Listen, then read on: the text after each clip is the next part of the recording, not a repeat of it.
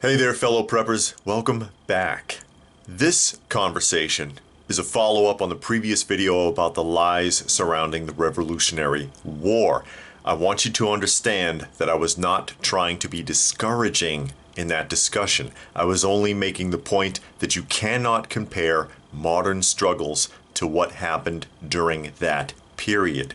What I talked about was that we didn't really win except by technicality because of extremely bad logistics and a lack of interest by the British government at the time. Something that no longer exists now. If you had to fight your government now, they have fantastic logistics and a great deal of interest in maintaining control. And I'm going to tell you that if it ever came to something like that, if it ever came down to a direct conflict with your government, a physical struggle, your standalone group is not enough. I don't care how big it is. As I get into this, keep in mind, I'm not telling you these things to discourage you. On the contrary, I want you to be more diligent and more mindful. Now I'm going to give you 2 points to ponder. One is from real life and one is fictional, but it has a very realistic example. For the first point, we're going to travel back in time to China, but not too far, only as far as 2015, where in a 3-month organized crackdown, the Chinese government rounded up and arrested nearly 60,000 so-called suspects of the triad in Hong Kong, Guangdong province, and Macau. That's 60,000 people arrested in a 3-month period. And I know what some of you may be thinking, well, that's China, and they're communist. And to that answer, I'll tell you 2 things. The first tackles the communist part of that statement. Understand that one of the biggest lies you hear, that you've been taught your whole life, ties in with the entire fantasy of independence, freedom, and liberty. We don't really have freedom, liberty, or independence if every single thing we do is taxed, regulated, or requires a license.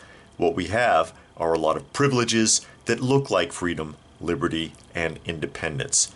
It's an illusion. Be very careful with that illusion, because that bubble can burst very easily.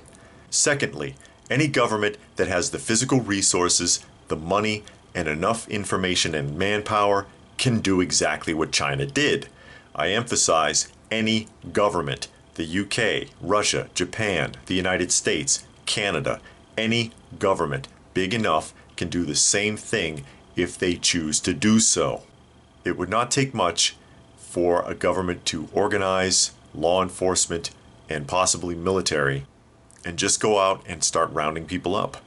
And expounding upon that concept, please don't live under the illusion that your elected officials will protect you. And don't count on police or sheriffs or the National Guard to refuse to come after you because they took an oath. An oath is something you say to get a job, and it's only worth as much as the person who spoke the words. And most of the people who speak those words, under the circumstances, are afraid to hold them up. The truth is, most police, sheriffs, National Guard, and other military personnel will ultimately do what they're told, regardless of whether or not it goes against some oath. The majority of them will follow orders. There are many examples of this throughout history, including recently. You only need to read it. The point I'm making is that you cannot simply rely on the hope that if law enforcement and military were used against you, that they will simply refuse to act because it's wrong. Odds are, the majority of them will do exactly what they are told. Now, on to the fictional point. The fictional point I'm making comes from a television show called Colony. Don't know if you've heard of it before, but I'll give you a basic synopsis. Some of the show is rather far-fetched, but how they got to where they are on the show is not. In a nutshell, the people on the show are under a one-world government. Individual governments have been taken over by an outside entity, and law enforcement and military have been turned into a kind of world police. Now, where this fictional account ties in with prepper and militia groups is how this rapidly formed, literally overnight one-world government got rid of the larger groups all at once. The way they got rid of these groups on this show is with information.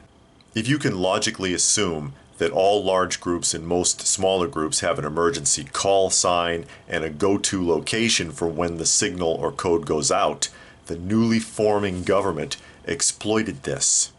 Since law enforcement from the previous government had already been keeping tabs on most of them. So they falsified the call sign and all the groups went to their emergency meetup locations. And those locations were eliminated with coordinated drone strikes, all at once. And almost no one got away. Does that sound realistic? Does that sound like something that your government could do if it wanted to? So why am I telling you all of this? Because you need to stick together. One of the biggest problems I've seen with some groups is an unwillingness to even communicate with other groups. For example, do you see the NFA group cooperating with anyone else at all? How hard do you think it would be to isolate them? Listen, you don't have to merge with another group to have an alliance with them or an understanding with them. And you don't have to adopt their exact philosophies either. It's not like you're getting patched over. Groups have got to learn to communicate with each other better if they're going to survive a government takeover, if one were ever to occur. Many groups need to have better OPSEC, better communication, better rotation of codes and call signs, and they need to learn not to keep all their eggs in one basket. Because there could be a day, maybe not today, maybe not tomorrow, hey, maybe not even in your lifetime, but there could be a day when you and people like you become a clear target. Bear that in mind and do what you can to be ready for that possibility. So what do you think about all of that? If you have any other points you would like to make, please feel free to post them in the comments section down below. Please do give the video a thumbs up if you got something out of it. Easiest way to show your appreciation. Share it if you can and subscribe if you are new. Probably the only way it will get seen. ScrewTube suppresses this channel a great deal. Be sure to hit the bell icon so you can be alerted when new content comes out, and check out some of the other videos if you get the chance. If you'd like to help the channel out, there are links for that down below. Every little bit helps, and I sure do appreciate it. I can also be found on another channel called Coffee Talk. Check it out if you get the chance. There's a link for that down below as well. So all that being said, as always, stay frosty, folks, and thanks for watching.